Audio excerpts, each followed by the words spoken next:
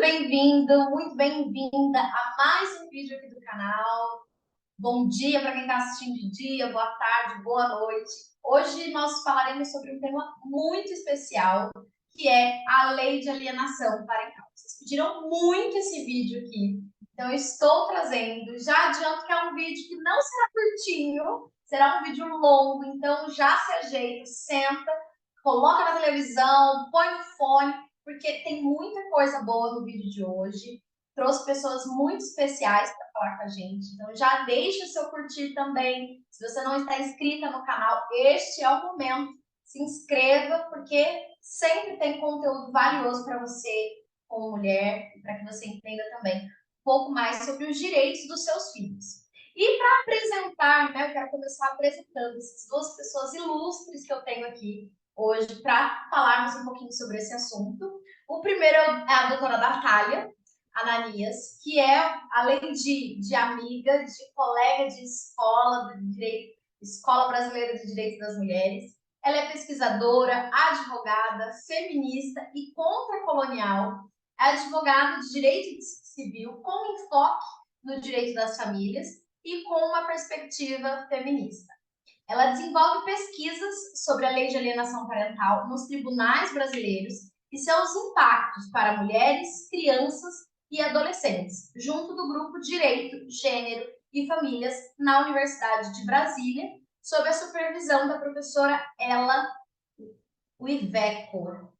Vieco, sobre a supervisão da professora Ela Vieco.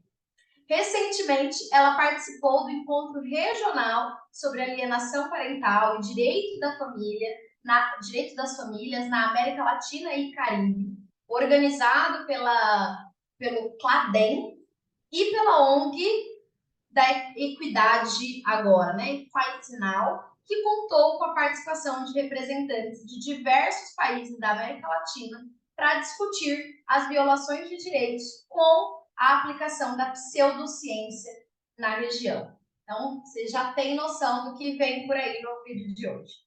E também temos o Dr. Josimar Mendes, que atualmente é pesquisador pela Universidade de Oxford, no Reino Unido, psicólogo, possui PhD em psicologia pela Universidade de Sussex, no Reino Unido, com a tese intitulada, em português, Processo de Tomada de Decisão sobre a Guarda após a Separação Conjugal, um estudo transcultural entre Brasil e Inglaterra. Tem pós-doutorado pelo projeto Engajadamente, uma parceria entre a Universidade de Oxford e a Universidade de Brasília. Mestrado em Psicologia Clínica e Cultura, também pela Universidade de Brasília, com foco sistêmico e crítico na temática da alienação parental. E especialização pelo Centro de Toronto, no Canadá. Também tem uma vasta experiência com pesquisas de método misto sobre a disputa de guarda, alegação de alienação parental, melhores interesses da criança e do adolescente e processo de tomada de decisão sobre a guarda e convivência dos filhos após a separação. E, além disso, ele é idealizador do curso Compreendendo e Garantindo os Melhores Interesses na Prática Psicossocial, uma abordagem sistêmica. E atua de forma muito vasta em atendimentos clínicos de adolescentes, casais, adultos e também como perito e assistente técnico, parecerista, em casos de disputa de guarda e convivência e também casos relacionados à alienação parental.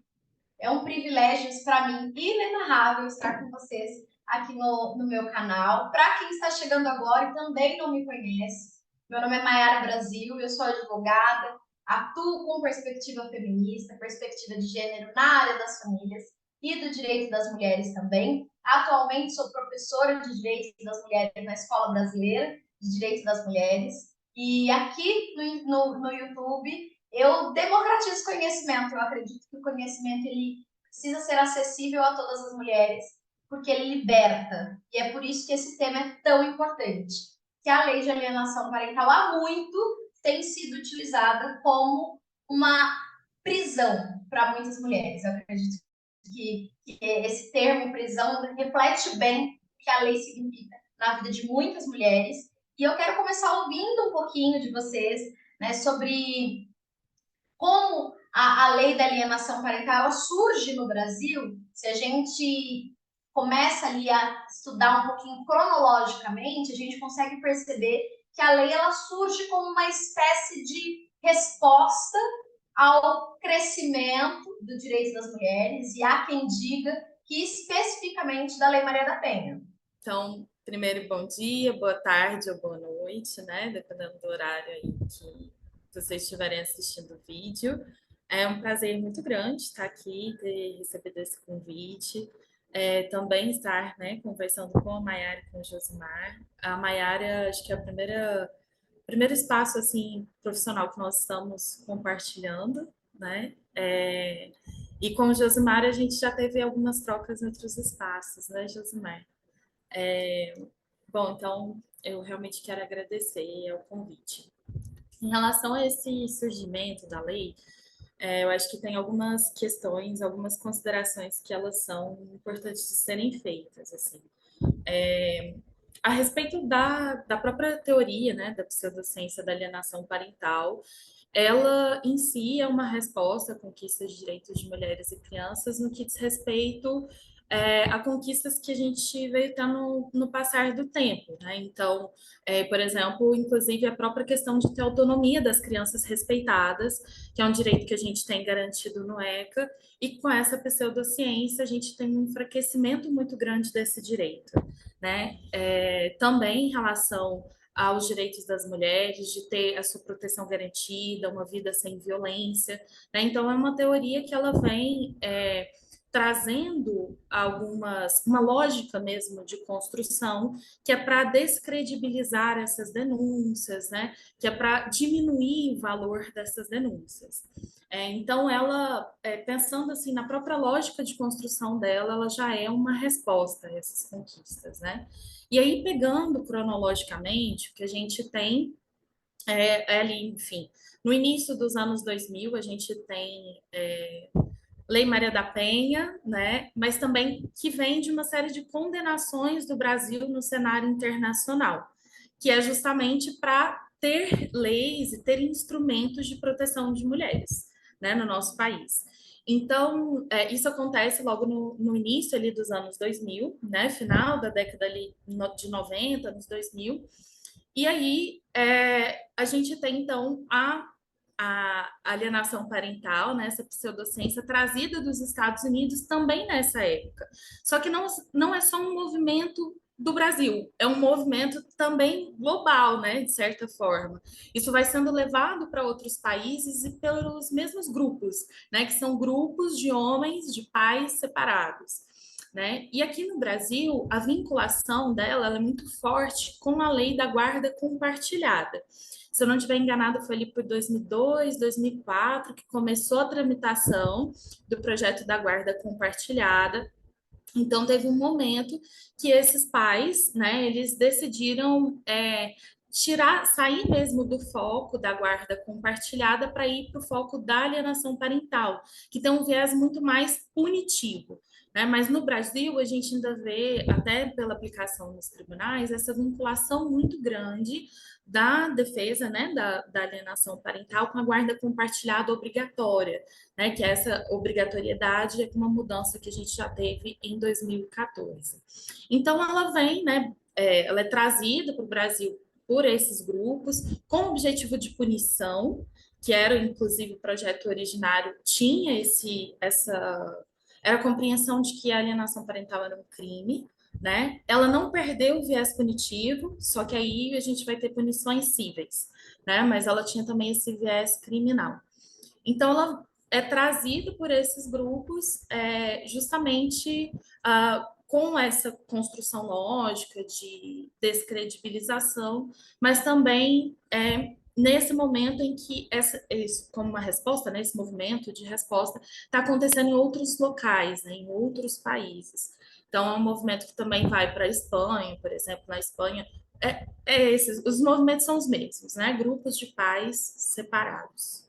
E é interessante, né, Natália, como a gente percebe que a lei ela vem como essa espécie de resposta à lei da guarda compartilhada e traz muito forte essa questão de punir a mulher. Né? Se a gente se atenta ali a estudar um pouquinho de como essa lei surgiu, o projeto inicial, os textos iniciais, tem muito esse viés de punir a mãe, de punir a mulher que afasta, a mulher que, ressentida com o término do relacionamento, pretende se vingar do ex-marido, utilizando os filhos como uma moeda de troca. E isso, infelizmente, acaba permeando muito o imaginário do brasileiro hoje em dia.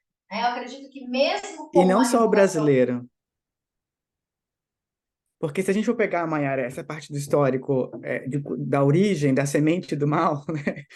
De onde é que surgiu o ovo, esse pecado original, onde é que surgiu, né? O ovo da serpente? Ele foi chocado nos Estados Unidos.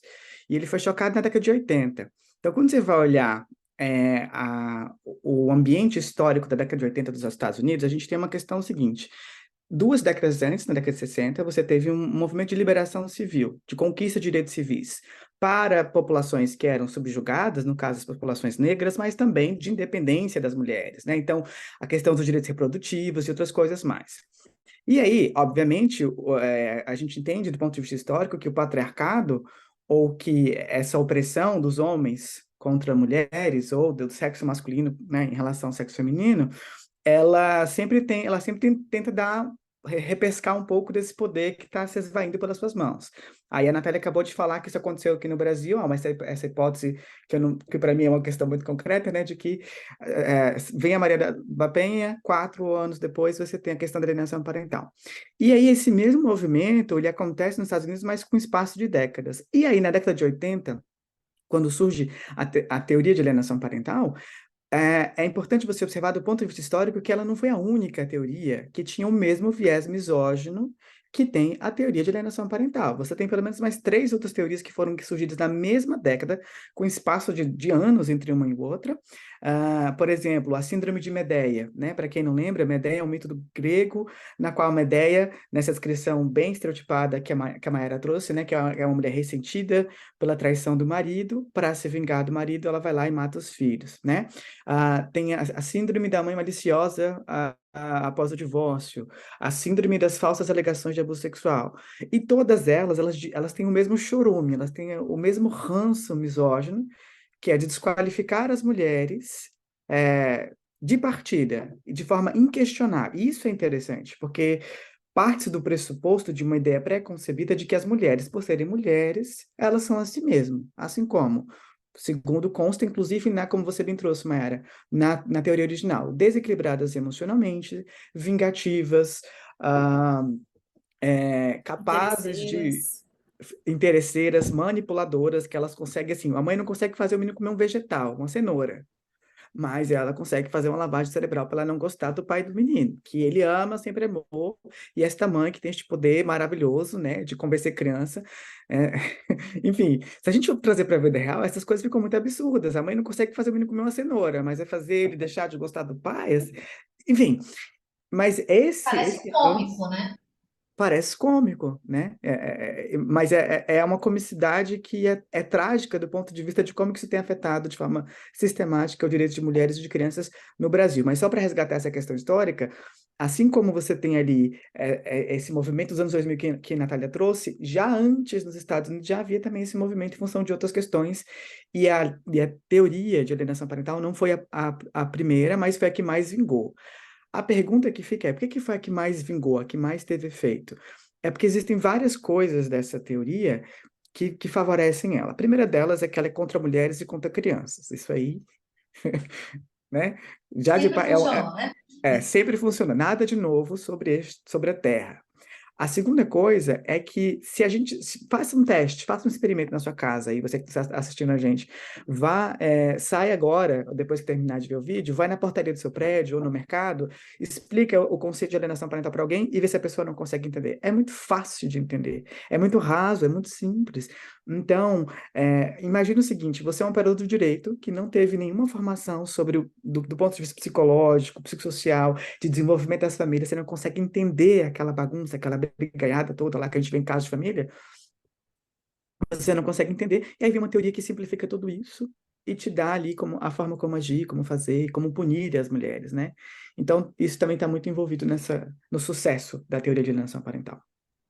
E leva a crer que vem sim como uma espécie de resposta, né? E eu acredito que até seguindo a linha do que o Josimar mencionou, a lei, para além de o que ela traz, né? Para além de muito fácil, para muitos parece bonito, né? Porque você coloca o que ali? Ah, é a criança injustiçada, ou o pai injustiçado, e a lei vem para fazer essa justiça.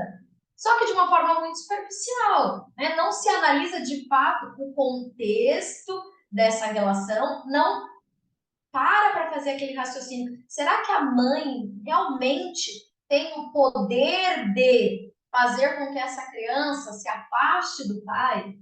Será que a mãe realmente consegue? Fica ali realmente nessa camada superficial e que para muitos parece interessante, né? Legal isso. E é importante destacar, assim, que do ponto de vista da psicologia, você tem casos, de fato, não só de mães, mas de pais ou de cuidadores que exercem algum poder, né, sobre essa criança em termos dos seus cuidados ali, que de fato fazem ali uma aliança muito disfuncional, mas isso é caso clássico de livro, beirando movimentos psicóticos ou esquizofrênicos dentro de uma família. Então, assim, uma coisa muito fora da curva, muito raro, raro, raro, raro. E não na prevalência ou na incidência que o Gardner e os defensores da lei de alienação parental querem colocar. Ah, não, isso acontece na grande maioria dos casos. Isso é, como Natália dizia anteriormente, isso é uma característica muito clara das pseudociências. Elas fazem como é que é o termo em português? Elas reivindicam coisas muito grandes e colocam assim, 90% dos casos. Ok, mas qual que é a medida que você utilizou para chegar nesta conclusão? Do ponto de E vista às vezes nem científico, medida tem, né? não tem nada, não tem Porque não absolutamente tem nada que nada. corrobore Não, Estudo ali. precisa não, de mas dados de onde? Natália, mas não precisa, é o que vale a prática. Eu É, observo isso no meu dia a dia. com Eu certeza. já atendi 300 casos, eu vejo isso em todos os casos. Assim, mesmo que você, advogado ou advogado, veja isso em todos os seus casos, existe do ponto de vista da psicologia uma coisa, um fenômeno que a gente chama de viés de confirmação, que é uma questão cognitiva, que é a forma como o nosso cérebro funciona. Tem formas muito específicas de funcionar. Uma delas é quando a gente se sugestiona a ver aquilo que a gente quer ver. Por exemplo, Sim. saindo um pouco do contexto civil para o contexto criminal, isso acontece muito em questão de investigação criminal. Que, assim, às vezes o investigador ele está querendo aquele culpado e não outro culpado. Então, em vez de investigar a cena do crime e o crime de uma forma mais complexa, para, inclusive, tratar as provas como deveria, ele quer, tipo, não, ele já botou na cabeça dele que aquela pessoa é o culpado, então é isso. Então, às vezes, o que você vê nesses casos, que vai, 300 casos que eu atendi, eu vejo isso, você vê disfunções relacionais que são até comuns e são transitórias, isso é outra coisa que as pessoas não percebem. Esses desajustes, que do ponto de vista da psicologia, especialmente a psicologia sistêmica, que nada tem a ver com constelação familiar, são movimentos disfuncionais, eles são transitórios, ou seja, é uma passagem de desenvolvimento da família, mas eles nem sequer chegam de perto dessa ideia distorcida de lavagem cerebral, distanciamento severo, sem nenhuma justificativa, sabe assim? Então, a pseudociência ela faz isso, ela mistura tudo para jogar na sua cara uma realidade que só ela compreende e aí se utiliza do que a gente chama na ciência, nas universidades, de uma linguagem, de um vocabulário científico que as pessoas não entendem. Porque, assim, as pessoas estão muito acostumadas, né, Maiara e Natália, com essa ideia dos 90%, porque a gente vive muito com questão de pesquisa de intenção de voto, né? Essa linguagem é uma linguagem que todo mundo está familiarizado, mas não entende o que quer dizer. Então, o cara aproveita disso e fala assim, 90% dos casos, ninguém sabe, do ponto de vista metodológico científico, como é que a gente pode ver realmente se aquilo é verdade ou não, como é que foi medido, se não foi medido, enfim. Então, as pessoas se aproveitam disso para vender uma pretensa validade que não existe. Eu quero deixar aqui bem claro para você que está assistindo a gente. Não tem comprovação científica, nem para o que se chama de ato de alienação parental, muito menos para síndrome de alienação parental, que isso aí está no mesmo nível assim, de Coelhinho da Páscoa e Papai Noel. Não existe e nunca vai existir. Ponto final. Por quê? Porque não tem substância do ponto de vista científico e metodológico. Se a gente quisesse desenhar um estudo para tentar comprovar o que a gente chama de construto, né, essa questão da alienação parental, é muito difícil de se conseguir. E mesmo que se consiga, não acho que a gente vai conseguir provar o que se entende como alienação parental. Então, essas questões todas, elas pairam aí, né, como fantasmas nessa questão da alienação parental.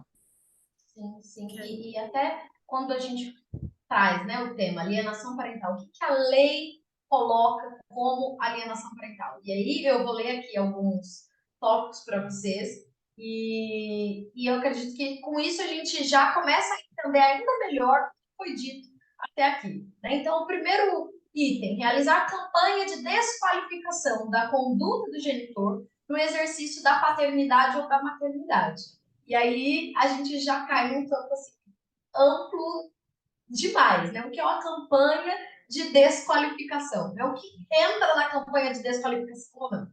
Dificultar o exercício da autoridade parental, que a gente que atua no dia a dia ali com questões, processos de família, ações de família, a gente sabe que é um outro ponto muito difícil a gente realmente. Não, é essa mãe ou esse pai de fato dificulta o exercício da autoridade parental. Dificultar o contato da criança ou do adolescente com o genitor. Dificultar o exercício do direito regulamentado de convivência. Omitir deliberadamente ao genitor informações pessoais relevantes sobre a criança ou adolescente, inclusive escolares, médicas e alterações de endereço. Apresentar falsa denúncia contra o genitor, familiares ou avós para obstar ou dificultar a convivência deles com a criança ou adolescente.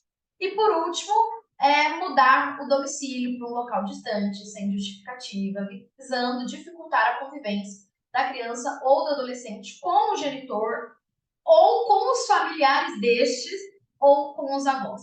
E aí a gente tem pontos muito para além de abrangentes que, se a gente traz para o campo da realidade, são...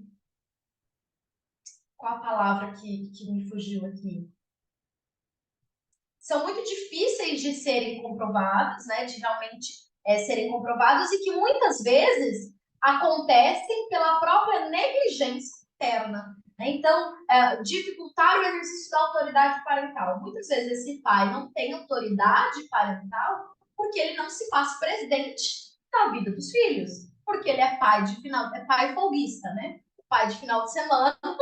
E que autoridade ele tem, realmente, se ele não está presente no dia a dia? E todos esses outros pontos aqui que a gente coloca, né? Até a questão da mudança do domicílio, que é algo que aflige aí tantas mulheres, que algumas são até condenadas a suportar as despesas dessas viagens, uma vez que mudaram sem autorização do pai. E aí, onde entra, né, o direito de ir e vir dessa mulher? Onde entra o direito dessa mulher, muitas vezes, de se recolocar no mercado, de ter uma posição melhor, um cargo melhor, de estudar, de se desenvolver, e fica ali em função, realmente, desse pai, que muitas vezes é um pai violento, um pai agressor, um pai que tem uma questão com a Lei Maria da Penha. Então, são questões muito complexas, né? E aí eu quero ouvir um pouco mais de vocês sobre esses tópicos e como que nas pesquisas, nos atendimentos de vocês percebem essas situações. Acho que uma questão, assim, dessa variedade mesmo, né, das condutas, é uma questão que a gente viu bastante no último estudo que a gente fez, que foi com decisões do TJ de São Paulo, que nós analisamos decisões em segunda instância, então acaba que a gente tem um pouco menos de informação do que nos casos de sentenças, por exemplo, né? Mas a gente consegue ter alguns dados. Dentre esses, o que a gente observou foi a conduta utilizada para chegar a conclusão, né, para que aquele magistrado, aquela magistrada, chegasse à conclusão de que havia ou não alienação parental. As condutas que eram consideradas, e aí até esses exemplos trazidos pela lei, né, elencados na lei, eles deixam muito nítido para a gente que o que se busca olhar não é o impacto sobre a criança, mas sim o comportamento de um genitor em relação ao outro. né? E aí a gente pode dar gênero para isso, né? Que é o comportamento da genitora em relação ao genitor. Embora a lei ela tenha assim uma linguagem neutra, né? A construção dela definitivamente não é neutra, ela é para trazer realmente essa suposta neutralidade. E aí isso dá para deixar muito nítido com uma coisa. Quando a gente lê esse artigo 2º, que traz essa definição, é muito nítido para a gente que essa lei ela se volta contra pessoas que detêm a guarda ou lar de referência. Isso fica muito nítido. É a pessoa que tem a guarda ou lar de referência. É para essas pessoas que essa lei vai se voltar. E o que a gente tem de dado nacional é que a guarda, seja a guarda unilateral, ou seja a guarda compartilhada, mas o lar de referência nessa guarda compartilhada, em sua grande, grande, grande maioria é das mães. Então, quando a gente tem uma lei que ela vem com o intuito de uma política pública de defesa das crianças, o que é a teoria a respeito da lei de alienação parental, o que ela não é, né? A gente entende que ela não defende, na verdade, ela coloca em risco. Mas ainda que ela fosse, né, para a gente poder ter uma lei que ela está tratando da realidade brasileira, ela tem que estar associada à configuração brasileira. Então, se a gente tem uma configuração em que as mães possuem, sua grande, grande maioria, né, a guarda ou lar de referência dentro de uma guarda compartilhada, é inevitável que são elas que vão sofrer muito mais com essa lei, justamente porque ela se volta para punição, né, de pessoas que detêm a guarda. E aí tem um ponto que eu acho que é importante falar sobre isso, que é quem defende a lei da alienação parental vai dizer então que vamos mudar a guarda, porque o problema é a configuração da guarda.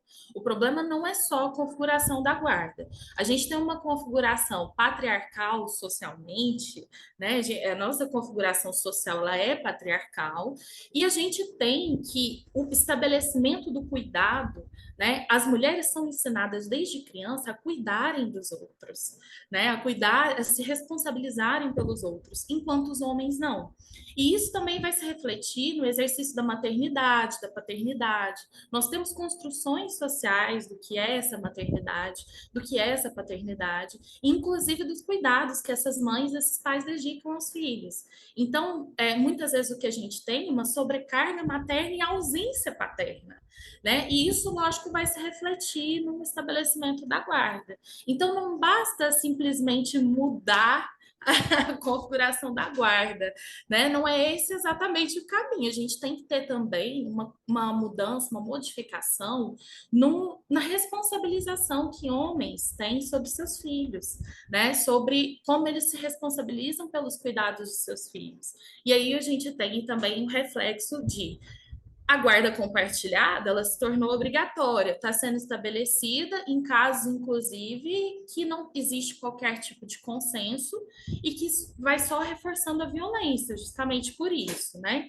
Então, a gente tem essa situação. E aí, mesmo em situações que a gente tem a guarda compartilhada, a gente tem... Será que eu espero?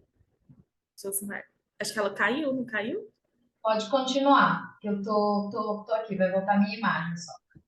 Tá bom. Então, a gente tem também, né, com o estabelecimento da guarda compartilhada, mesmo ela como compartilhada, uma convivência a cada 15 dias.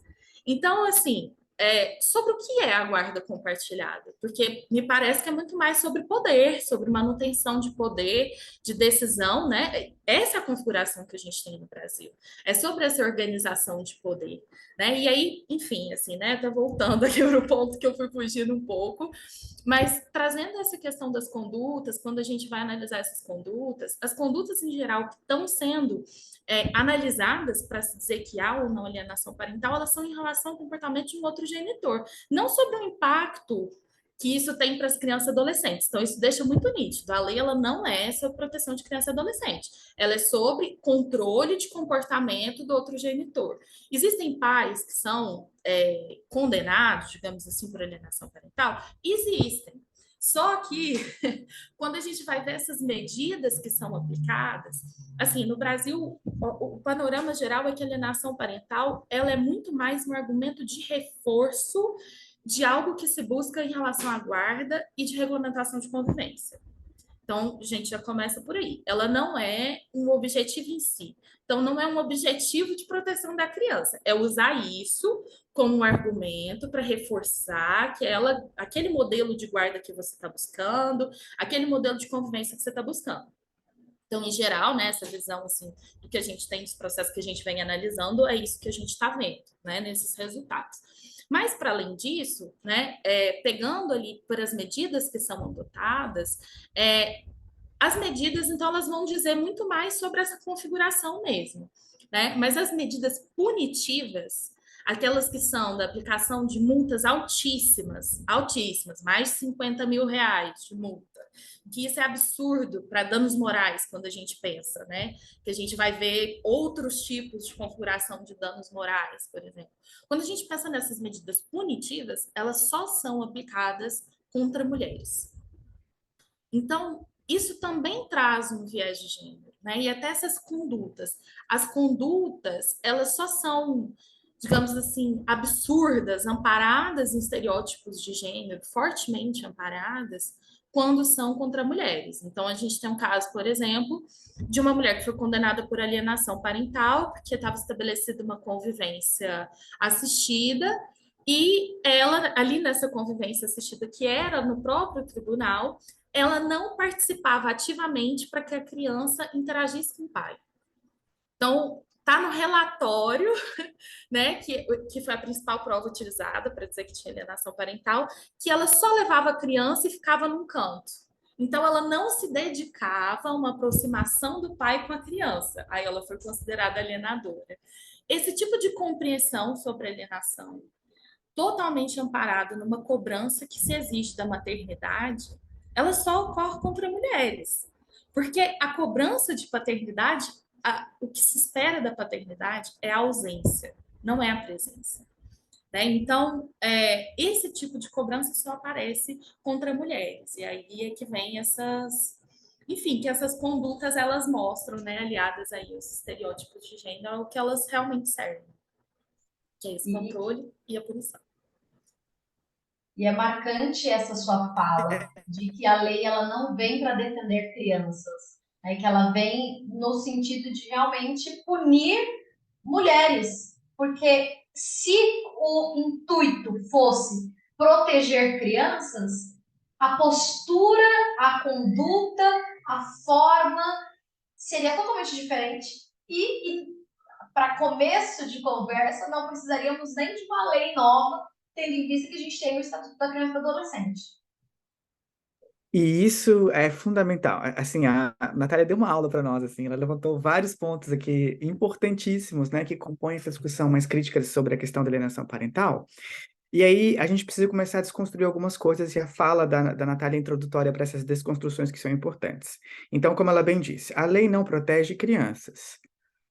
Por que que não protege? Vamos a dados, vamos às informações importantes. A primeira delas é que é o seguinte, e aí, para quem entende um pouco, né, de direito da infância e da juventude, e que entende todo o histórico de como isso foi construído no nosso país, vai entender que houve um tempo, há não muito tempo atrás, mas houve um tempo, em que adolescentes e crianças eram considerados mais em situação irregular, ou aqueles que davam problema no popular, né? Então, esses adolescentes, crianças em situação de irregular, eles eram retirados, em sua maioria, da convivência familiar, e eram colocados nas FEBEMs da vida, que tinham aí cada um seu nome em cada estado.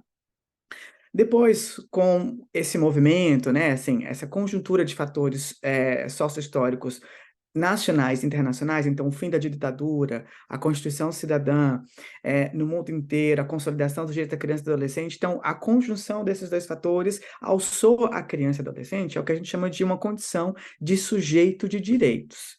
Isso de uma forma paradigmática, ou seja, da forma como a gente olha, entende determinada coisa, é fundamental, porque agora a gente vai deixar de olhar para a criança numa doutrina de situação irregular, como era antes, no Código de Menores, para uma doutrina de proteção integral. E para que eu possa proteger integralmente crianças e adolescentes, uma premissa básica, que é a premissa que sustenta o princípio dos melhores interesses da criança e adolescente, é de que crianças e adolescentes, por definição, são sujeitos de direitos, ou seja, eles têm capacidade de pensar, de agir, de produzir, de sentir, eles têm subjetividade. No popular, foi a consolidação de uma informação básica, que é a seguinte, que crianças e adolescentes são gente, basicamente. Qual o problema da lei de alienação parental? Ela despotencializa a doutrina de proteção integral, porque ela não reconhece de partida que crianças e adolescentes são sujeitos de direitos, porque ser direito não ter ser de direito, mas só ser passivo desse direito, mais ativo, e eu diria que mais do que isso, mais ativo nesse direito. Então, por exemplo, aqui na Inglaterra, há uma revolução na última década de construir políticas públicas, sejam para a saúde ou não, mas especialmente na área de saúde e de saúde mental, em que adolescentes e crianças estão sendo convocados para construir essas políticas, para ter poder de decisão, para ter fala, justamente para respeitar essa condição que foi estabelecida algumas décadas atrás.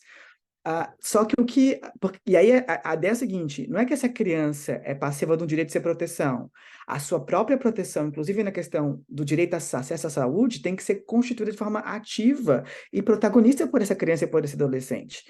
O que acontece na questão da concepção que a teoria de alienação parental tem sobre crianças é que a criança, ela é como se fosse esse objeto aqui. Basicamente é isso, porque eu posso pegar esse objeto, botar ele para cá, botar ele para lá, e é isso. Então, toda e qualquer produção subjetiva da criança, o que eu quero dizer? Quando a criança, ela produz enquanto sujeito, enquanto gente, ela fala dos seus desagrados, do que ela gosta, do que ela não gosta, do que a incomoda, do que a deixa desconfortável, do que ela mais gosta, onde ela se sente mais protegida. Quando ela começa a ser gente, a produzir, a expressar a sua subjetividade, nesse contexto da alienação parental, tudo isso é desqualificado. Então, a condição de sujeito, a doutrina de proteção integral, ela inexiste na concepção da lei de alienação parental. E aí, do ponto de vista de uma compreensão direta e dogmática, não há como proteger crianças e adolescentes se eu não tenho uma concepção de que crianças e adolescentes são sujeitos de direitos. E que, portanto, têm direito à voz, e que são gente, que tem subjetividade. Se eu desconsidero isso, eu já estou desprotegendo de partida. Então, é uma questão, inclusive, basilar, fundamental, epistemológica. Não tem como você proteger crianças se você entende criança, adolescente ou infância, juventude desta forma. Essa é uma questão um pouco mais teórica, digamos assim. Do ponto de vista prático, o que a gente vê à torta direita, especialmente na internet, e as matérias, por exemplo, do The Intercept Brasil mostraram isso de forma bastante contundente, são os malefícios contundentes dessa lei em desproteger de forma sistemática e o pior ainda, com o aval do Estado brasileiro, a integridade física e psicológica de crianças e adolescentes. Por quê? Porque existe uma tendência viciosa de argumentar de que o direito à convivência familiar e comunitária, ele se sobrepõe a todos os outros direitos ou a toda e qualquer outra coisa. Parece muito um discurso terraplanista de quem entende que o direito à liberdade de expressão, ele se sobrepõe a qualquer coisa e que é uma justificativa para você cometer qualquer outro crime se você está lastreado pela liberdade de expressão. Isso não é verdade. Eu não posso colocar a criança em situação de risco se eu estou lastreando esse risco pela pretensa necessidade de que a convivência familiar e comunitária tem que ser garantida em todos os casos. Isso é um grandíssimo erro, inclusive na questão da guarda compartilhada. É importante que se diga que não existe, e eu desafio as pessoas a me mostrarem isso aqui, não existe evidência científica que corrobore que a estabelecimento de guarda compartilhada é o melhor arranjo de guarda para todos os casos, para todas as crianças, invariavelmente sem se considerar a dinâmica daquela criança, a dinâmica daquela família. Essa massificação burra, né, lastreada pelo patriarcado, ela está em função de uma manutenção de privilégios e, de muitos casos, de manutenção de controle coercitivo, que a gente pode já trazer a questão da violência doméstica também para esses casos. Ela não está calcada na questão dos melhores interesses da criança. E, assim, essa sacralidade do direito à convivência me parece muito essa coisa do direito antigo mesmo, inclusive do Império Romano, né, do pater familias, assim, essa criança, esta mulher é minha propriedade, eu faço com isso o que eu quiser, né? Então, eu tenho direito a essa convivência familiar e comunitária, né? E não se questiona se isso é bom ou não para a criança. E não existe essa primazia, essa sacralidade, ela é artificial, porque em outros casos da própria legislação brasileira, as famílias perdem poder familiar. Elas perdem o direito de conviver com essa criança, de exercer o seu poder familiar. Por quê? Porque a convivência familiar oferece risco para essa criança. É por isso que a gente tem crianças que saem da sua convivência familiar natural, são abrigadas, são recolocadas em outras famílias. Porque essa ideia falsa de que a convivência familiar ela tem que sobrepor a sobretudo, não é verdade. E a própria lei de alienação parental coloca isso. Porque se ela propõe a reversão de guarda, e que muitas vezes não é só reversão de guarda. Muitas mães, especialmente, deixam de ter qualquer contato com seus filhos por anos. Você, então, suprimiu a convivência desta criança, então, seu direito à convivência comunitária e familiar, pelo menos com aquela parte da família. Então, até dentro da própria lei, essa premissa ela não se sustenta, porque em algumas medidas é justamente inverter a guarda e cortar totalmente o laço com essa pretensa mãe alienadora. Então, é uma falácia dizer que essa lei defende as crianças e protege, quando, na verdade, ela só defende os interesses específicos e tem colocado crianças e adolescentes de forma sistemática em risco, e risco muito, muito, assim, tenebrosos, assim. Se você pesquisar aí alguns podcasts que vão falar sobre a associação dessa lei com algumas práticas, né, de pedofilia, de abuso sexual, de pornografia infantil, é de cair o queixo. É assustador. É assustador. E até esse ponto que você trouxe é um ponto muito falho da lei, né? Porque se essa criança, se o convívio faz tão bem a criança acima de qualquer coisa, né? Então a criança precisa conviver com o pai, precisa conviver com a mãe, com todos os familiares, né? Já que a lei traz essa extensão até para os avós, acima de qualquer coisa. Se eu coloco então essa mãe como alienadora, o que eu faço? Eu tiro ela do convívio da criança. Então o convívio deixa de ser importante. Né? Por que o convívio com o pai ele sobrepõe em importância, ele é mais importante do que o convívio com a mãe? Basicamente, assim, palavras bem simples, o que a lei traz é isso, que o convívio com o pai se sobrepõe ao convívio com a mãe, que é em aí 90%, né? Na grande maioria dos casos, é a responsável pelo cuidado, é a responsável pela educação, é a responsável por todo o ônus, se é que a gente pode chamar assim, né, por toda a dedicação. Aí a mulher sai daquele lugar de maternal, de feita para ser mãe, de feita para cuidar, de feita para maternar, naturalmente, e automaticamente é colocada no total oposto, de que louca, vingativa, ressentida, interesseira, não serve para qualquer criança. Então não existe um Justamente. equilíbrio, né? Não existe. E aí tem uma coisa que a Natália falou, e eu vejo isso muito nos casos em que eu atuo. Mas antes de falar sobre isso, eu vou falar rapidinho, eu quero voltar só para deixar bem claro. De fato, então, a convivência familiar, ela é importante, ela deve ser ampliada o máximo que for possível, porém, contudo, entretanto, se for protetiva, e se atender à magnitude da complexidade dos melhores interesses da criança, que não é só ter um pai do lado, ou supostamente ter um pai ou uma mãe do lado, é muito mais do que isso. Então, se a convivência não for protetiva e oferecer risco, não tem por que garantir essa convivência.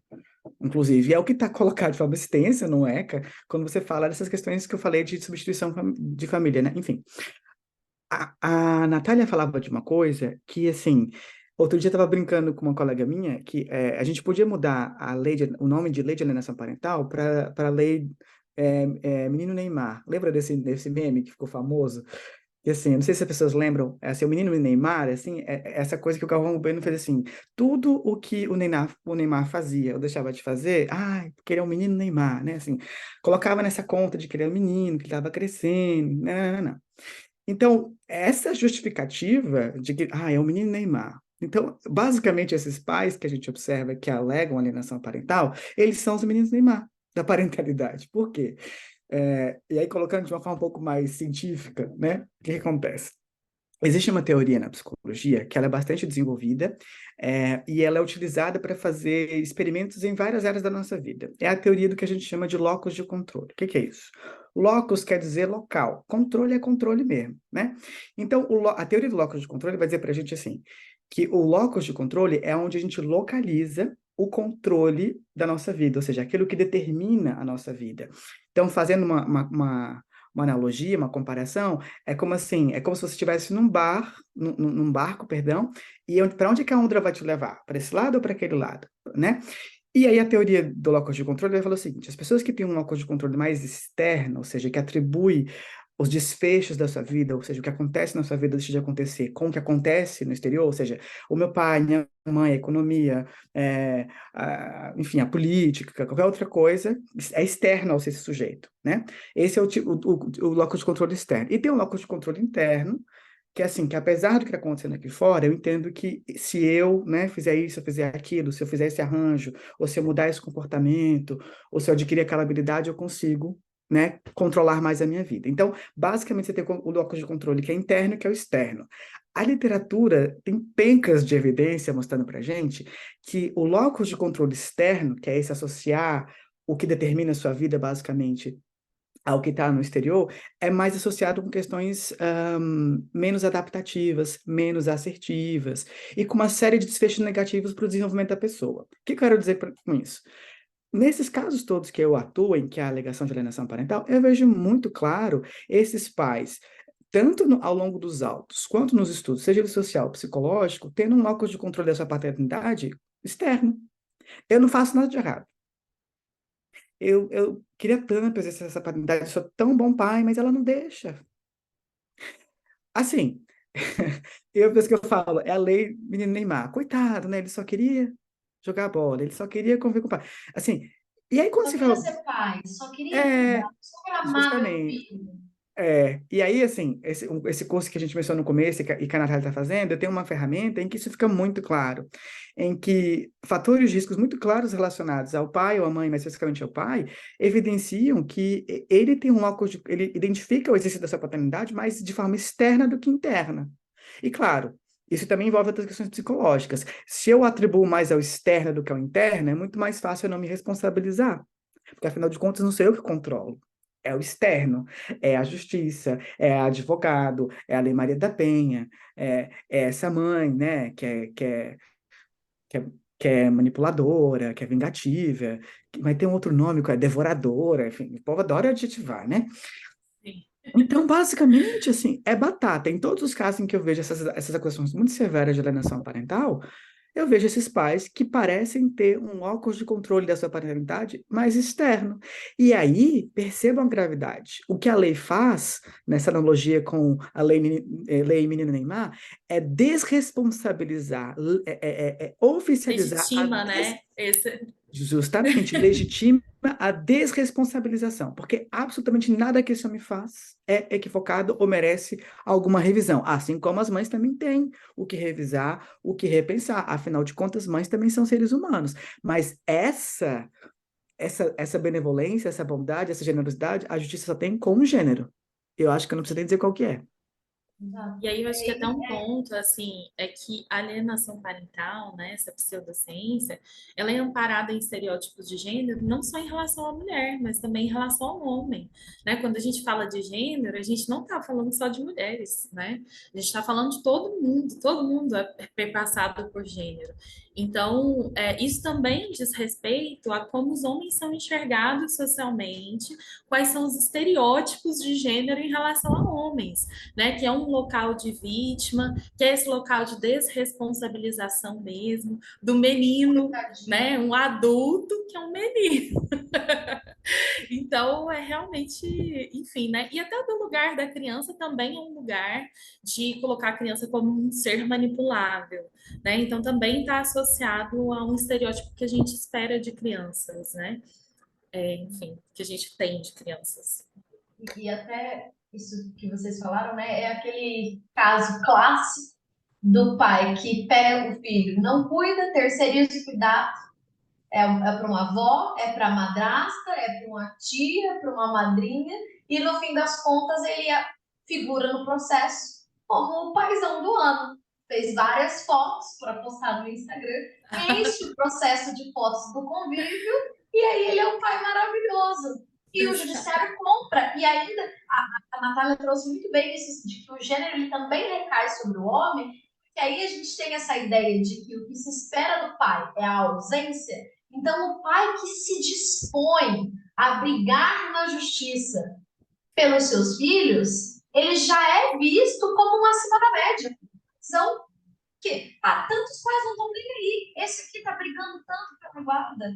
Esse aqui está fazendo tanto. Esse aqui queria tanto o convívio, queria tanto ser mais presente. E aí ele já é colocado naquele lugar lá no topo, né? Se a gente pode dizer assim, enquanto essa mãe é ingrata. Porque quantas mulheres não queriam um pai como esse para o filho delas? E é um discurso que vai sendo repetido e que a gente percebe ele em decisões, em petições, né, de advogados que se dispõem a esse papel também. E tem uma coisa que eu lembrei agora, outro dia, que eu fiquei assim, pé da vida de um, de um laudo psicológico que eu li, assim. Então, a balança, ela é desnivelada mesmo, porque se de um lado a gente tem uma justiça, um legislativo, que sempre alivia para o lado do homem, né, que favorece a desresponsabilização, legitima essa desresponsabilização, existe uma sobrecarga de responsabilização da mãe, como a Natália dizia nesse caso, né? Então, tipo assim, ela tem que levar para a convivência e ela tem que ficar mediando e falar, ué, assim, né? E aí eu lembro de um caso, e aí, assim, eu até fui bastante incisivo nesse parecer, que era um parecer, assim, de uma perita, né, serventuária, que tem a base teórica da psicanálise, até aí tudo bem, e ela teve dois encontros com essa mãe. E aí ela, enfim, aquilo que eu estava conversando um pouco antes de começar a gravar, né? De que assim, eu tentava fazer uma falsa equiparação de risco com um pai que tinha uma série de inadequações. E para tentar construir artificialmente esse argumento, ela vai dizer o seguinte: inclusive verificou-se que a senhora fulana de tal tem um histórico parental bastante complicado, conflituoso, e a gente percebe que ela está fazendo uma reedição desse conflito dela com o pai. Assim, a mulher é culpada até por um pretexto histórico familiar conflituoso, que a gente nem sabe se tem relação qualquer com o que está acontecendo aqui, mas ela é culpada até por isso. Então, assim, esse excesso de responsabilização, que eu nem diria que é responsabilização, é de culpabilização mesmo, de colocar. E a ideia, ou seja, o estratagema disso tudo, a intenção disso tudo, é sempre colocar a mulher no lugar de inadequação né? De menos poder, de menos fazer, de menos obter, de menos proteção, né? Ela está descoberta mesmo, né? Porque é um absurdo você e eu até discuto isso no meu parecer assim, para fazer esse tipo de interpretação psicanalítica num contexto clínico, você demoraria um certo tempo, você teria até um certo, né, cuidado ético para fazer isso. Aqui no contexto judicial, que nem é um contexto clínico, isso se torna inadequado mais ainda, né? E aí tem até um termo na psicanálise que a gente chama de psicanálise selvagem, que é quando as pessoas que se dizem psicanalista ou que têm algum conhecimento psicanalista começam a fazer essas interpretações sem base nenhuma, sem substância nenhuma, sem ter um enquadre bipessoal entre uma pessoa, né, o internalista e aquela pessoa, para de fato valorizar aquela interpretação. Mas não existe nenhum constrangimento da justiça e daqueles que o representa em fazer isso com as mulheres. Faz com o homem? Não faz. Esse homem, como eu disse para vocês no começo, uma série de inadequações gravadas, não é nem alegação, tá lá gravado, o pai batendo na criança, o pai fazendo violência psicológica, cometendo ato lascivo na cercania das crianças, está tudo comprovado. Tem um laudo psicológico afirmando que o pai tem problema de habilidade emocional, tendência à esquizofrenia, transtorno esquizoafetivo. Ainda assim, eles querem equiparar a mãe, que está ali, né, que ela está preocupada demais. Por que será? Ela está preocupada demais com esse caso. Então, assim, é de uma absurdidade que não tem outra explicação. Não tem outra explicação, gente. A explicação é única e simples. É porque esta lei e esta concepção de família, de relações entre famílias, de parentalidade, de maternidade, de paternagem, ela está atravessada por um viés misógino, um viés de gênero, e de uma sustentação de privilégios específicos, que é o patriarcado. E é isso. E até quando a gente pensa que em casos que não são levados à justiça, essa acusação de alienação parental, ela não é levada até o judiciário. Antes disso, ela é diariamente utilizada como uma forma de violência psicológica contra as mulheres. Porque muitas mulheres convivem diariamente com a ameaça de que serão acusadas de alienação parental se não fizerem as vontades do genitor. porque são exigências totalmente descabidas, totalmente desconexas com a realidade. A mãe, ela é colocada ali no papel de secretária do genitor, ela é colocada no papel de cuidadora da paternidade do genitor. Então, hoje, um exemplo clássico, né? A maioria das escolas particulares, por exemplo, tem o aplicativo da escola. A escola se comunica através do aplicativo, do e-mail, enfim. Ambos os pais têm acesso.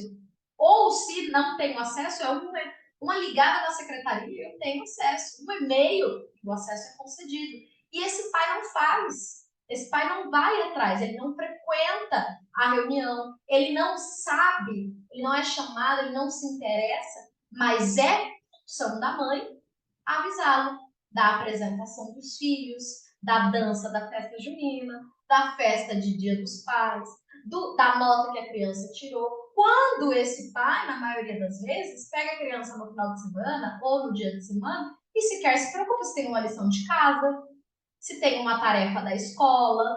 Muitos nem lavam o uniforme. Se pega na sexta e devolve na segunda na escola, a criança vai com o uniforme sujo. E aí esse pai utiliza a lei de alienação parental, muitas vezes não num processo, mas como uma forma de violência psicológica, como uma chantagem, como uma forma de controle dessa mulher, controle dessa mãe, porque o que a mulher mais teme é ser acusada de alienação parental e, eventualmente, perder a guarda dos seus filhos, que muitas vezes acaba sendo ali a medida extrema que é utilizada, que o judiciário acaba cometendo este crime aí contra a infância, contra a adolescência, contra o bem-estar dessas crianças. E aí, Mayara, quero até acrescentar algumas coisas, que acho que você tocou em pontos muito importantes e que eu vejo um certo pavor, um certo terror, né, das mães em relação à utilização mesmo da alienação parental, né? E aí eu quero trazer alguns pontos assim sobre isso. Acho que um primeiro ponto que vem de um lugar de fortalecimento, de busca de informação, né, com profissionais que estão lidando com essa temática de uma forma crítica. Esse fortalecimento, essa busca de informação também para fazer o seguinte movimento: separar o que é argumento do genitor, o que é utilizado tão somente por ele, e o que o judiciário está comprando ou não, porque também são coisas diferentes, né? Então, é necessário, até para a própria saúde, né, conseguir diferenciar essa argumentação. Processo judicial, ele, em muitos momentos, né, a parte contrária vai usar de coisas muito baixas mesmo. Isso vai ser utilizado no processo judicial, mas não quer dizer que necessariamente, por a parte contrária estar levando isso para o processo que está sendo comprado pelo judiciário, né? E aí, lógico que vai caber uma defesa técnica qualificada para poder ir trabalhando esses pontos e tal, né? Mas acho que é isso de como é trazido, né, para essas mulheres para dentro de si mesmo, de como que incorpora o que está sendo dito sobre elas, que acho que esse é um ponto muito importante. E, inclusive, o judiciário, quando diz sobre elas, que é o que é dito sobre essas mulheres não é o que define exatamente essas mulheres, né? E aí eu acho que esse é um ponto, assim, que esse fortalecimento, ele é importante justamente nisso, né? Dessa convicção do que é feito, do porquê que faz. Então, se, por exemplo, se você nega uma convivência, porque você com certeza vai ter um motivo para isso. Então, é isso, existe um motivo, né? Não é simplesmente o que aquele genitor está querendo passar. E eu acho que tentar diminuir um pouco esse terror, né? Porque é isso, o objetivo é criar esse terror,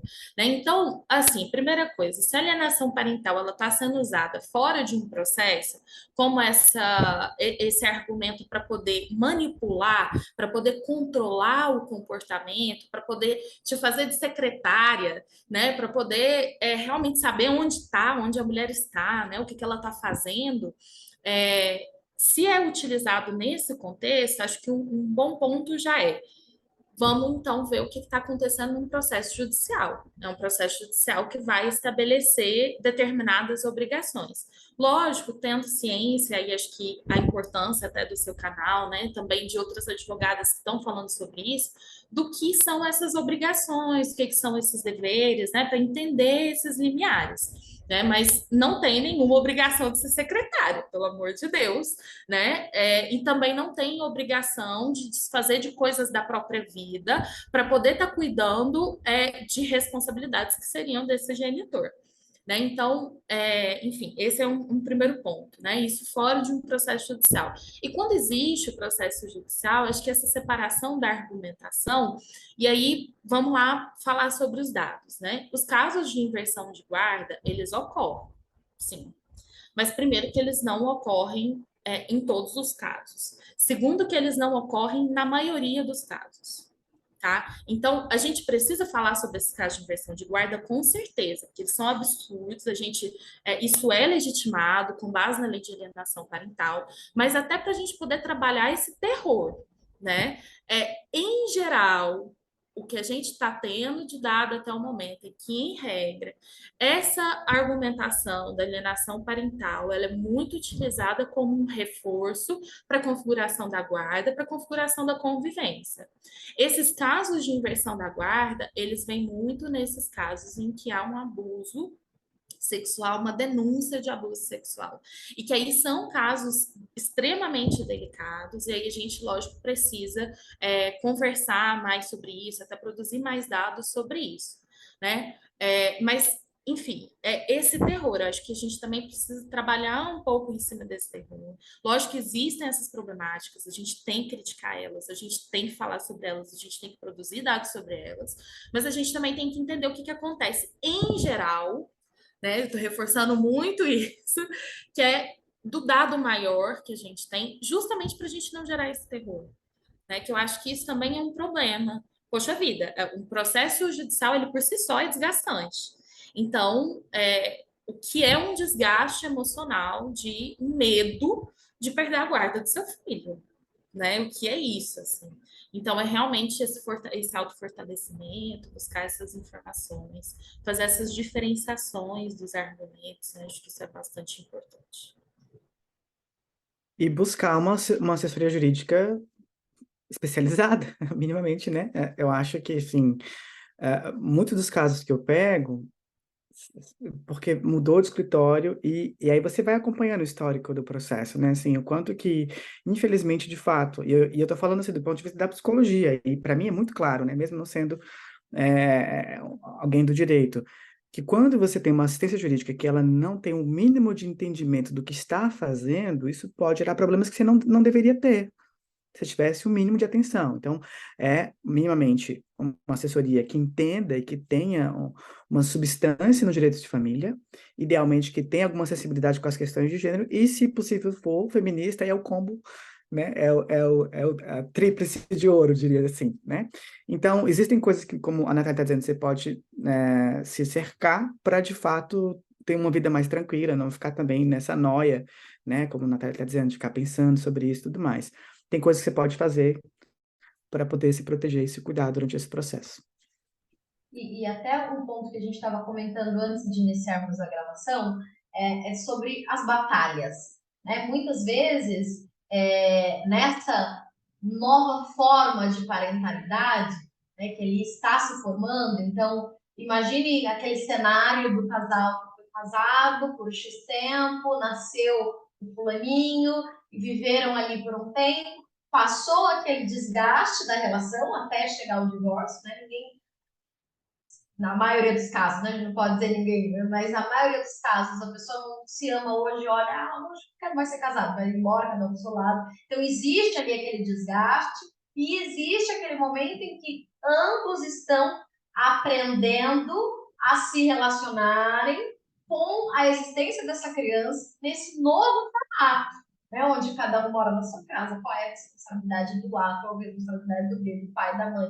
Como se portar nessa situação, e é um momento delicado para realmente essa mulher já buscar esse entendimento, buscar essa orientação, para muitas vezes isso já nortear as condutas dela, né? Para que em uma eventual acusação futura ela tenha ali subsídios de prova, ela tenha orientação para evitar um grande problema lá na frente, e muitas vezes também para evitar alegações e processos que possam ser utilizados contra ela no futuro.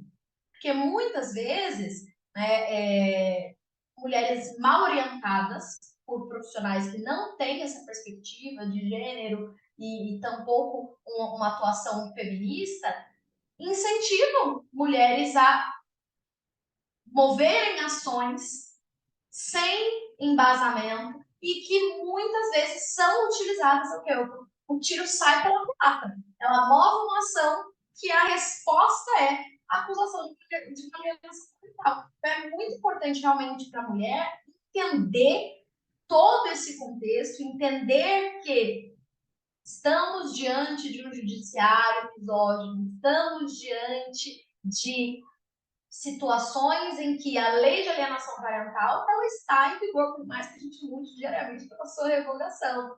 Né? Então, como agir com base nisso e pensando em como evitar problemas futuros. E isso tudo passa por esses pontos que vocês falaram também, né? De buscar esse conhecimento, de buscar realmente um acompanhamento e uma assessoria capacitada, especializada, para que as coisas não saiam do controle, para que um probleminha que era deste tamanho não se torne um grande problema e que traga ainda mais prejuízo financeiro, que a gente sabe que o acesso à justiça é caro, e um prejuízo emocional, né? Porque quanto custa emocionalmente para uma mulher uma batalha judicial? Preço muito alto que as mulheres pagam. E eu quero já trazer para vocês, a gente tem muitos juristas, muitos psicólogos, apesar de os órgãos competentes serem favoráveis à revogação da lei, né? Tantos órgãos, e nós temos as pessoas que são favoráveis à lei, que acreditam que essa lei vem aí para cobrir lacunas do Estatuto da Criança e do Adolescente, que essa lei é importante, que ela precisa ser mantida, aquele argumento clássico de que não é porque uma mulher fez uma falsa denúncia de violência que nós vamos revogar a lei Lei Maria da Penha, então da mesma forma não é porque a lei de alienação parental muitas vezes é utilizada de forma errada, quando na verdade ela é utilizada para aquilo que ela foi criada, que tem que ser revogada. E como que vocês enxergam assim, esses pontos favoráveis e trazendo assim, todo o estudo, tudo aquilo que a gente entende aí dessa perspectiva de gênero, e, enfim, como a gente consegue contrapor esses argumentos favoráveis, digamos assim? Antes eu queria só voltar num ponto ali quando você estava falando dos advogados e advogadas, Mayara, que eu acho que também é uma coisa se atentar para advogados e advogadas que não levam a violência para o processo. Né? Porque assim, o papel de um advogado, de uma advogada, é tentar, é usar todos os instrumentos possíveis na defesa, né, das mulheres, das crianças. A gente, querendo ou não, a gente precisa reconhecer que nós tivemos avanços, né? Nós tivemos conquistas e isso é muito importante, isso precisa ser utilizado. Né? Então, nós temos as convenções internacionais que o Brasil ratificou e que né, que tem tem um status aqui para a gente de lei, então, né, isso é abaixo ali da Constituição, enfim, mas que tem esse status para a gente que o tribunal deve considerar, então isso não é um ponto da opinião do juiz, né, de uma juíza, ela tem que se submeter, ele tem que se submeter a essas leis também, né, eles também estão submetidos a isso. Então, a gente precisa, né, ter isso em mente também, e acho que as advogadas e advogados que atuam dessa forma precisam ter esse posicionamento de levar esses direitos, né? De deixar isso muito nítido nas peças quando a gente está construindo. A gente tem um arcabouço, querendo ou não, a gente tem sim, né? Ele o tempo inteiro é atacado, mas a gente tem instrumentos de proteção de crianças e adolescentes. Mais para frente a gente vai falar sobre o ECA. A gente tem a Lei Maria da Penha, né, que traz proteções extremamente importantes em relação à violência, né? Então, a violência doméstica contra mulheres. Então, a gente precisa utilizar esses instrumentos, né? Acho que usar esses instrumentos também é uma ferramenta extremamente importante. Então, também não dá para deixar de falar sobre essas violências, né? Então, é isso, assim, né? Buscar um advogado, uma advogada que seja sensível para entender que até essa levar uma ameaça de retirar a guarda usando alienação parental, isso é uma forma de violência, né? Enxergar E isso até como uma o protocolo, violência. né, para o julgamento traz isso, né? Exatamente. Então, assim, isso é uma forma de violência, isso precisa ser tratado como uma forma de violência, né? E, em geral, a gente tem muito mais violência do que esse comportamento em si, né? Na verdade, está aliado a muitos outros comportamentos violentos, né? E aí, falando sobre esses pontos agora que você trouxe, sobre a questão do abuso sexual, né, da violência doméstica, das falsas denúncias, acho que assim, Maria Berenice Dias, que é uma autora que é utilizada nos cursos de direito como uma autora progressista, que trabalha, por exemplo, muito os direitos de pessoas LGBT, né, mas que não tem profundidade nenhuma de discussão de gênero, que nem tem discussão de gênero, então não é nem profundidade, né, nem tem. Direitos LGBT também são discussões de gênero, importante dizer sobre isso. Orientação sexual também é sobre gênero, identidade de gênero é sobre gênero. Ela não tem discussão de gênero, né? E aí ela tem, por exemplo, no manual dela, que é utilizado nas faculdades como um manual de direito de família progressista, ela tem um tópico dentro da alienação parental que é de denúncias falsas de abuso sexual. Agora me diz de onde ela tira isso? De onde vem essa informação de que na maior parte dos casos de denúncia de abuso sexual que envolve a alienação parental, que é uma pseudociência, uma teoria que nem existe, é um fenômeno que nem existe, de onde se tira essa informação de que essas denúncias são falsas? Na verdade, o que isso faz é uma ferramenta que é um desserviço à proteção de crianças e adolescentes. Né? É um desserviço das conquistas que a gente teve da proteção integral, como o Josmar trouxe, né? De respeitar a autonomia das crianças também, a voz das crianças, né? Entender que essas crianças elas dizem sobre as suas vidas, né? De que não faz parte de uma manipulação. E para além disso, é o que a gente tem de dado nacional sobre abuso sexual. Abuso sexual contra crianças e adolescentes tem um número altíssimo. Eu não tenho o número exatamente aqui agora para poder passar para vocês, mas a gente tem o Fórum Brasileiro de Segurança Pública lançou um dossiê mesmo, né, com esse compilado de informações, com análise, que foi feita a análise pela Unicef, em conjunto com o próprio fórum, e, se eu não me engano, é de 2021 esse documento. E aí a gente tem ali diversas informações sobre abuso sexual, não sei o número de cor, não tenho como passar para vocês aqui agora, mas enfim, os números são altos e o que a gente tem ali como apontamento, que é muito sério, é a subnotificação. E é isso que a gente tem de dado. O dado que a gente tem nacionalmente é que, na verdade, o que existe é uma subnotificação de abuso sexual. E não que existe denúncia falsa. Né? Então, a gente tem assim, eu fico rindo até de nervoso, sabe? Um pouco de raiva E tem a mesmo. questão também que os perpetradores, na maioria das vezes, são pessoas da própria família, na maioria das vezes são próprios pais. Então, Exatamente. na verdade, o dado Exato. concreto que a gente tem, na verdade, ele está alinhado É com o que estão totalmente chamando contrário. que o que estão chamando de falsa denúncia. Exato. Então, assim, o que a gente tem de dado concreto é isso, né? São números altíssimos, existência de subnotificação e que a maior parte dos casos os abusadores vão ser pessoas conhecidas e muitos entre eles da própria família. Então, é isso, assim, isso vai contra qualquer dado que a gente tem, né? Isso se baseia no quê? No quê? Qual que é a fonte, né? Aquele meme, não foi preciso. É meio isso, assim. Não E até esse ponto, Natália, vem muito com a ideia de que, novamente, a mãe vingativa a mulher ressentida, ela convenceu o filho, a criança, de que ela viveu a violência a ponto ali de denunciar essa violência sexual e a mãe que, como o Josimar disse no começo, não consegue convencer a criança que nossa moura, mas consegue e fazer isso quando, na verdade, menos as crianças que denunciam, as mães que conseguem acesso a essa informação e denunciam, é muito menos do que aquelas que de fato sofrem a violência, né?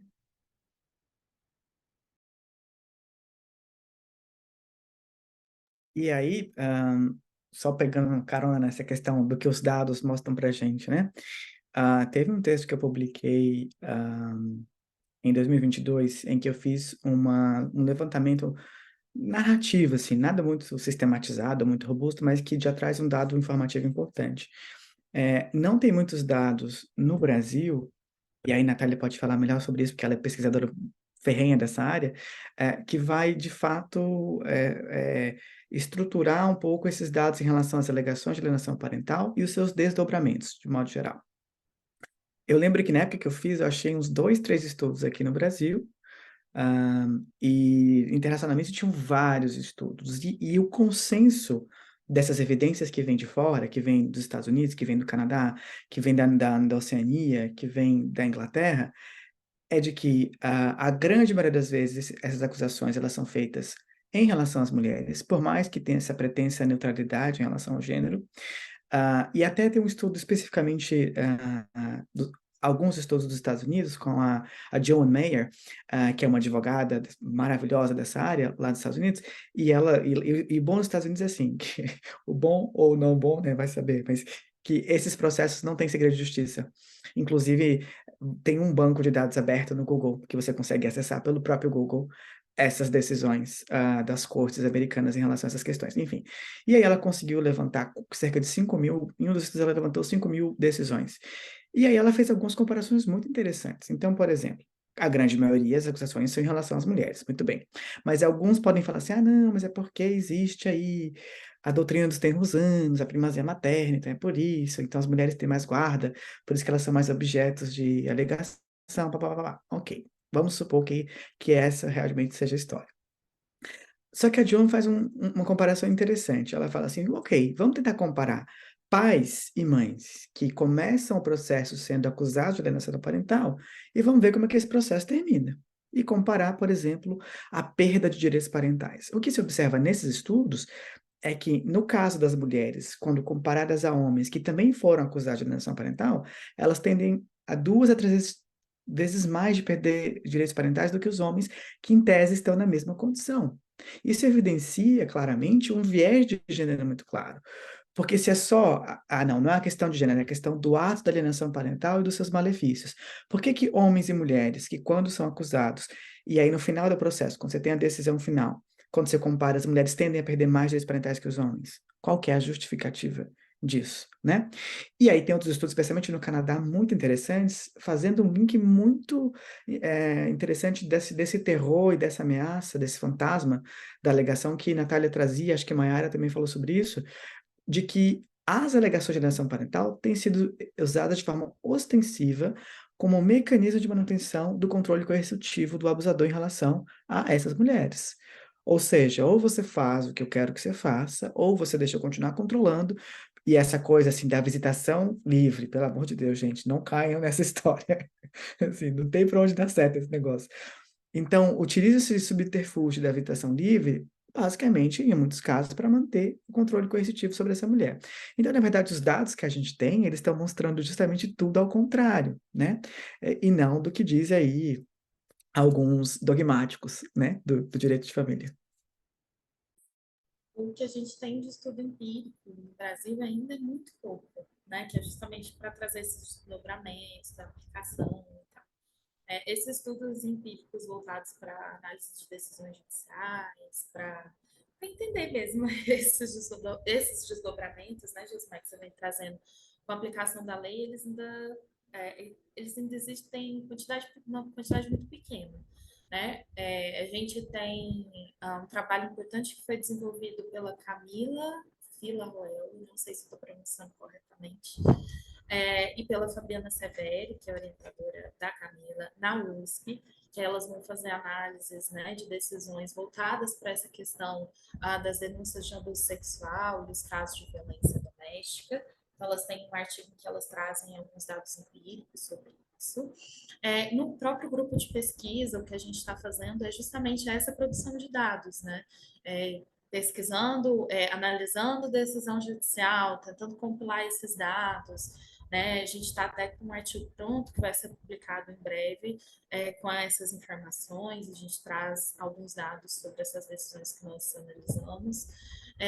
Tem também, assim, você consegue achar um ou outro estudo que ele não é crítico, né? Você vê ali que a base da análise mesmo, ela reforça a própria teoria, não tem uma acriticidade, tá certo, né? Não tem essa base crítica mesmo, né? Para poder questionar, para poder fazer uma análise crítica. Né? Isso muda muito a análise que a gente faz dos dados, né? Isso é muito importante, a forma como a gente lê esses dados, né? Como a gente interpreta. Então, falta essa recriticidade, né, nesses outros, mas que também é um ou outro, assim, e que também não aprofunda na análise. Então, você vê que falta até uma base teórica para esse aprofundamento, porque se for aprofundar, não vai dar certo, né? Reforçando a teoria não vai dar certo, porque nenhum dado empírico, né, reforça ali, né, nenhum dado vai reforçar o que a teoria traz, o que essas pessoas estão defendendo trazem, né? Até a própria PASE, né, que é essa associação de pais separados, que nos últimos anos passou a se chamar de pais e mães separados, né? Ela traz essa informação assim, que a alienação parental ocorre em 80%, estamos no Correio Brasiliense, tá? 80% dos casos de divórcio. Mas aí a gente vai ver se a alienação parental fosse um fenômeno verificado. Então, veja aí, tem muitas condicionantes. Primeiro, que não é um fenômeno que existe. A gente está partindo dessa ideia. Então, ela já nem existe, enfim. Mas se ela fosse um fenômeno realmente verificável nas famílias, a configuração dela nos tribunais, o percentual também é pequeno, em comparação com a quantidade de casos em que é levada a alegação da alienação parental para o processo. Né? Então, enfim, isso até pelas últimas pesquisas que a gente fez, tá? Também não vou saber de cor o número para trazer para vocês, mas bem menos que 50%, na faixa de 20%, coisa assim. Então, se ela fosse um fenômeno verificável, primeiro que a gente tem que a maior parte dos divórcios não são levados para o judiciário. A gente já começa por aí. Então, já reduz muito. Para depois desses casos que foram levados para o judiciário, essa configuração, né, essa caracterização da alienação parental, mesmo se ela fosse verificável, ela ocorre em menos de 20% dos casos, né, que estão no judiciário. Então, onde, né, que foi tirado esse dado de 80% dos casos? Lógico que existe aí, por exemplo, a subnotificação, como a gente fala. Mas aí a gente tem metodologia para poder, né? São desenvolvidas metodologias para você Uhum. chegar a essa identificação de uma subnotificação. E tem um dado interessante, o único país que eu conheço que tem um dado estimativo desse, assim, dos processos de divórcios todos, quais desses se tornam litigiosos, né? Não há consenso. Há uma estimativa nos Estados Unidos que em torno de 5%, de 3 a 5% dos divórcios todos é que vão virar litigiosos, né? E aí, se a gente for considerar esse universo dos divórcios todos, apenas 5%, e desse universo de 5%, como a Natália está dizendo, só 20% é que você consegue, de alguma forma, levar a cabo essas alegações, não bate uma coisa com a outra. Onde é que está esse 80%, né? Que na verdade está se questionando. Exatamente. Que subnotificação, subnotificação da alienação parental é essa? Não E existe. isso diz É, muito sobre a forma como a lei ela foi desenvolvida, que é uma lei que não se deu ao trabalho de passar ali pelo crivo de estudos de especialistas, de grupos relevantes para essa discussão, porque a base é essa mesmo, é o achismo. Né? As fontes são vozes da cabeça, porque E não tem, os números não batem. não bate. E porque nunca foi proteger as crianças. Agora tem uma coisa importante que, já me antecipando aos comentários que vão ter nesse vídeo, que toda vez que a gente vai discutir a alienação parental do ponto de vista que ele diz assim, mas então você vai dizer que não tem o pai que fala mal da criança, ou a mãe que fala mal do pai. Eu vejo isso acontecer. Uma coisa, outra coisa, como diria minha mãe. Ah, a situação em que um pai ou uma mãe faz esse movimento de formação de alianças, de cooptação, né, de abuso de poder parental, isso de fato existe. Agora, sair dessa compreensão, dessa observação, para essa construção fantasiosa de alienação parental, que depois, tal qual como um Digimon, um Pokémon, evolui para uma síndrome, né? É algo muito distante. E o exemplo que eu costumo dar para as pessoas é o seguinte: vamos pensar o seguinte: há alguns séculos atrás, havia uma compreensão, era um consenso, inclusive, de que o Sol que girava em torno da Terra, que a Terra seria o centro do universo e que o Sol girava em torno da Terra. E o dado, e a evidência empírica para isso era de que o Sol nascia e se punha todos os dias. Então ele fazia essa voltinha. Então estava claro isso. Aí, com a evolução da ciência, da metodologia científica, da tecnologia, observou-se, na verdade, que na verdade é a Terra que gira em torno do Sol, e que o fato do Sol nascer e se pôr se dá em função da rotação da Terra, etc, etc. Observem, o Sol continua nascendo e se pondo todos os dias, ou seja, aquilo que a gente observava há séculos atrás, continua sendo observado hoje. Mas existe uma diferença entre aquilo que você observa e aquilo que de fato é. E a diferença entre uma coisa e outra é metodologia científica, que é tudo o que a teoria de alienação parental não tem. Então, de fato, podem existir alguns movimentos que a gente observa um pai e uma mãe ali querendo cooptar, formar alianças, mas você tem todo um corpo também teórico e científico que vai dar explicações alternativas que não vão ser baseadas em estereótipos de gênero, que não vão despotencializar a criança, que não vão focar apenas nos adultos, mas que vão ampliar esse olhar e vão tornar mais complexo. E que já existiu, inclusive, antes mesmo dessa teoria, mas que nunca chegou ao judiciário porque nunca atenderam a interesses específicos, né, que existem dentro do judiciário, que, como a gente está discutindo ao longo desse vídeo aqui, são interesses muito específicos. Então, assim, existem alguns movimentos, alguns deles muito disfuncionais, mas nada que colhe nessa narrativa de alienação parental e muito menos de síndrome, porque isso aí, como eu falei no começo, não existe, jamais vai existir. E até nesse sentido, Josmar, aproveitando isso que você está dizendo, já também me antecipando aos comentários, nós não estamos aqui dizendo em nenhum momento que todas as mães da face da terra são santas, imaculadas, perfeitas, livres de erros, de falhas, de qualquer coisa, porque a mãe, a mulher, ela é ser humano, como o homem, como todo mundo. Então, a mãe também pode correr erro. A mulher, mãe, ela também pode, ela pode ser vingativa, ela pode estar ressentida, ela pode isso, ela pode aquilo, mas o fato de uma estar ressentida, uma querer vingança, uma não prestar ao filho os cuidados necessários, não coloca todas as outras no mesmo pacote. E para defender essa criança, nós temos o Estatuto da Criança e do Adolescente. Porque, como já foi dito aqui, a exaustão, a lei de alienação não protege o direito da criança e do adolescente. Acho que tem até um raciocínio lógico que é importante da gente fazer em relação a essa construção da alienação parental, que assim, querendo ou não, é um raciocínio, né, uma forma de pensar que já foi bastante entranhada, né, está bastante entranhada no nosso judiciário, no imaginário de magistrados, de magistradas, né?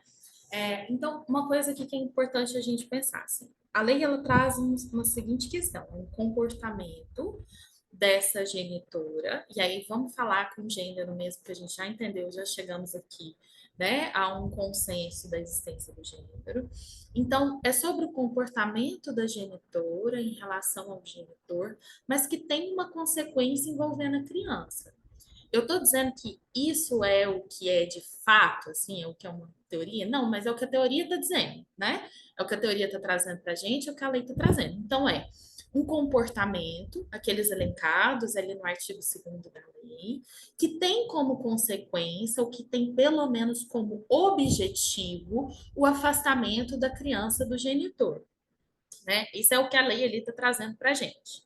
Isso é a construção ali, né, do raciocínio. Então, você precisa ter essas duas coisas juntas, digamos assim, né? Para você ter essa configuração, você precisaria ter essas duas coisas juntas. Outra coisa que nós já falamos aqui também é que aquelas condutas elencadas, elas não dizem respeito à criança. A criança ela é deixada de lado, isso é só sobre a conduta. Então, você vê que essa utilização da criança nesse segundo momento, de uma justificativa, até dessa própria construção de raciocínio, ela é, na verdade, só para justificar a existência. É para trazer um argumento que faça ali, que corrobore a existência daquela lei, né? É para isso. Mas que, na verdade, você se volta para as condutas em relação ao outro genitor. Esse é o foco. Né? Esse é o foco, são as condutas. Então, não é sobre a criança, não é sobre proteção de criança, não é sobre proteção de adolescente. Né? E isso que a gente precisa trabalhar muito forte, porque aí, quando você se volta para a conduta, você também tem dentro dessa construção que toda essa configuração, tudo que está acontecendo com essas pessoas vai ser responsabilidade de uma única pessoa. É essa a conclusão que você tem. Só que você não tem como fazer essa, esse raciocínio. Uma coisa não está vinculada à outra. E é esse um ponto também, né, da falta de cientificidade da teoria. As condutas que a gente tem elencadas, elas não necessariamente vão gerar o afastamento da criança. Existem diversas respostas possíveis, aí o Josimar, lógico, pode falar com muito mais propriedade do que eu. Mas existem diversas respostas possíveis a partir desses comportamentos, porque, inclusive, a gente tem duas pessoas diferentes. A gente está falando, três ali, né, envolvidas, mas a gente está falando de relações que são diferentes e que são complexas.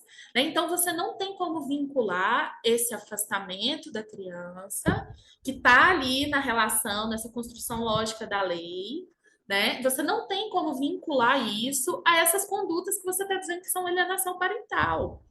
Não existe essa vinculação, né? Inclusive porque essa reação de um afastamento, ela pode ser gerada por N fatores, por diversos fatores, inclusive vários ao mesmo tempo, não é só uma coisa necessariamente, né? Então, o que a lei faz é reduzir isso à culpa de alguém. É uma culpabilização. E o próprio Josmar falou, não é uma responsabilização. Quando a gente enxerga responsabilização, é o que de fato faz sentido, o que aquela pessoa poderia ou não fazer, né, dentro do que está ali do campo dela mesmo.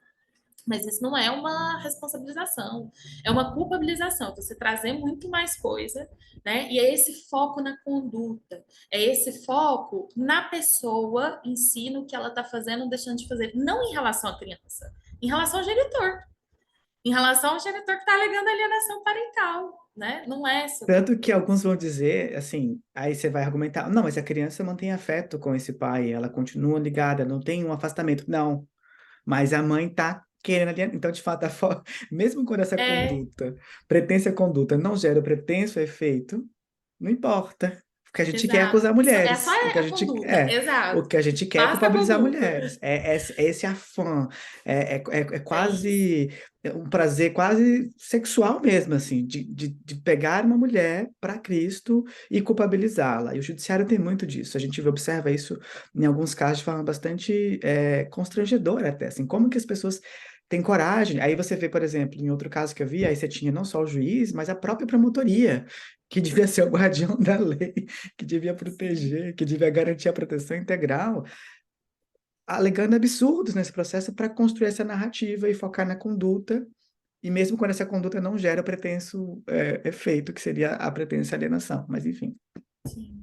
E aí a gente tem, diante disso, desse cenário, então, separando muito bem essas coisas, né, deixando isso muito bem construído na nossa cabeça aqui, né, vamos, né, destrinchando esse raciocínio, a gente tem uma coisa que eu acho que é bastante importante. Quando a gente vai buscar uma solução dentro do judiciário, quando a gente vai buscar uma solução jurídica, o que que você espera dela? É importante parar e fazer esse raciocínio, identificar qual que é o seu objetivo. Porque se o seu objetivo é a reaproximação, sinto muito, o judiciário não vai resolver seu problema jamais, nunca. E aí é isso, assim, o que que você quer? Qual que é o seu objetivo pedindo o que você está pedindo num processo?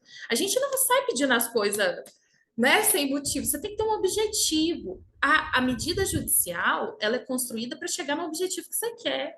Ela não é deslocada, né? Ela não é deslocada do que você está querendo no processo. Então, se você utiliza a lei da alienação parental como um argumento no seu processo, qual que é o seu objetivo com ela? Porque, assim, o que ela traz de novo, digamos assim, de diferente do que a gente já tinha, a inversão da guarda de uma forma extremamente abrupta, e que a gente já falou aqui de diversas formas, né? De como que isso também é prejudicial para a criança.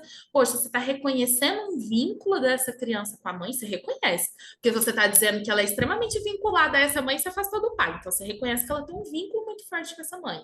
E aí você entende que é possível inverter a guarda assim?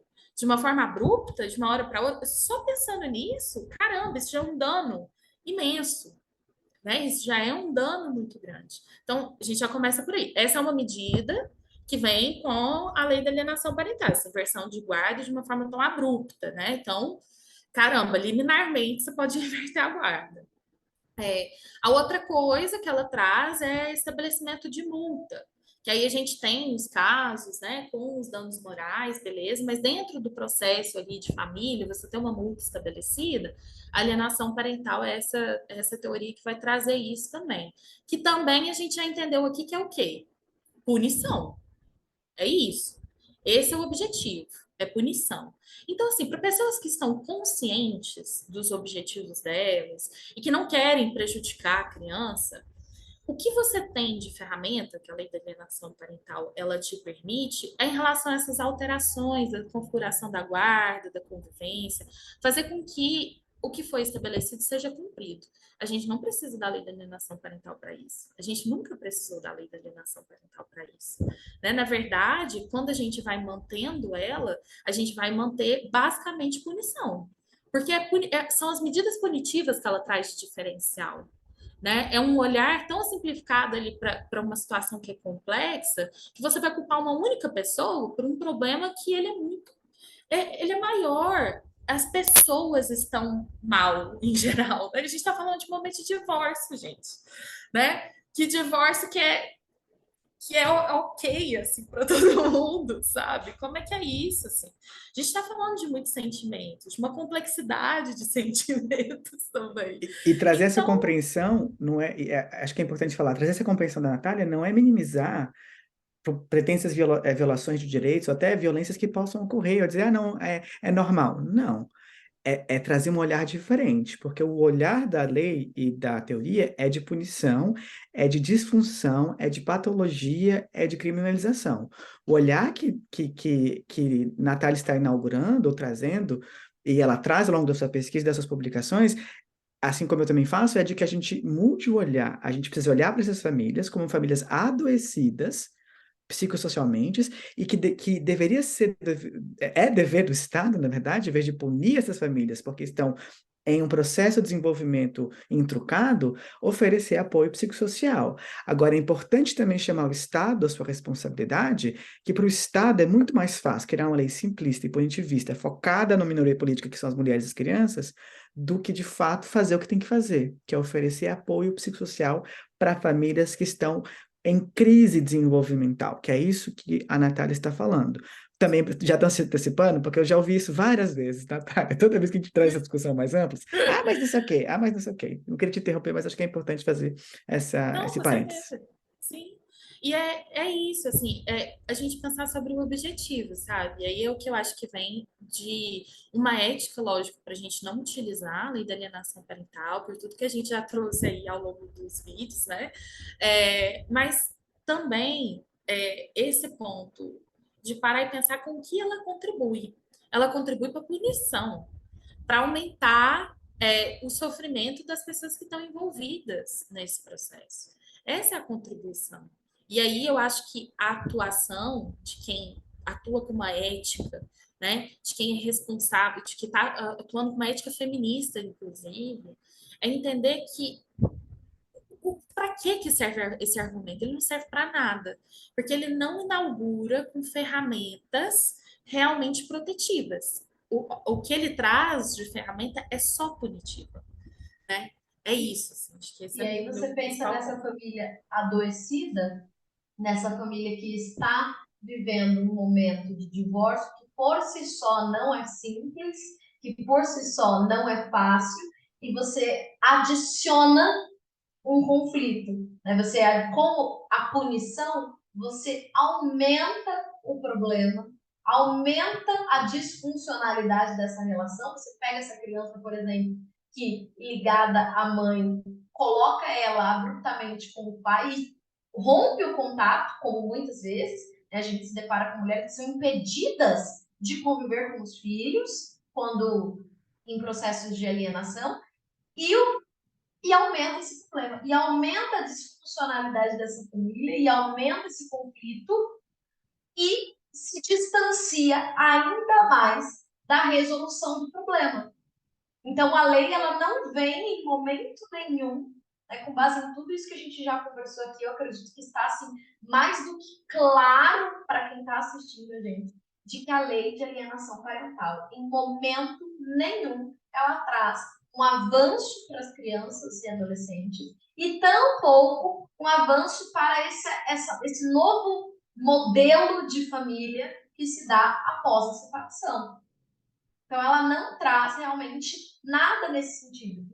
Se o genitor, se o pai, se a mãe, né, partindo aí da neutralidade, da pseudo-neutralidade da lei, se o pai ou a mãe estão em uma situação em que percebem eventualmente que existe um problema, que existe uma disfuncionalidade, e eles querem resolver o problema e não punir o outro, para muitas vezes se isentar de suas responsabilidades, a lei da alienação parental não é o melhor caminho. A lei da alienação parental realmente não é a opção.